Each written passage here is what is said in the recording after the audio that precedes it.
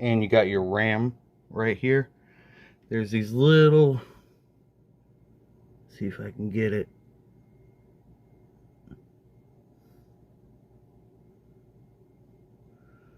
There's these little pins right here. If you push it down, it'll pop that right out. And that's how you take out a RAM stick. I'm just gonna keep going, man. Like, this motherboard, building computers is very basic and logical.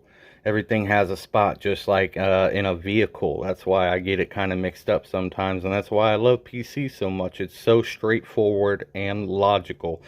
There is nothing that is hidden from you while doing this. Like I said, these are all named down here. You know, you got your firmware right here. You got your BIOS. This is your BIOS battery. That's why I said if you pull that, it'll reset. Your RAM sticks, your CPU, your fan or your water-cooled system.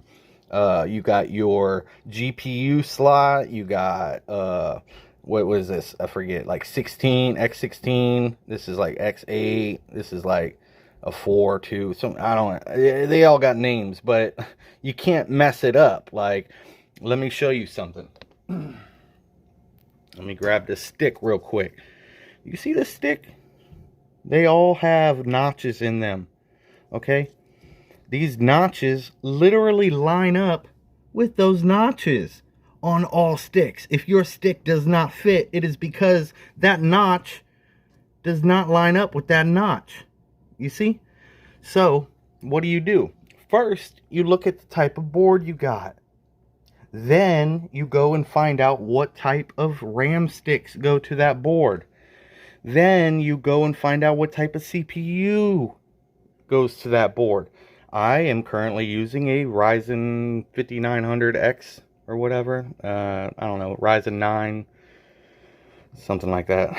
With this board, with, I think it's like 32 gigs of RAM.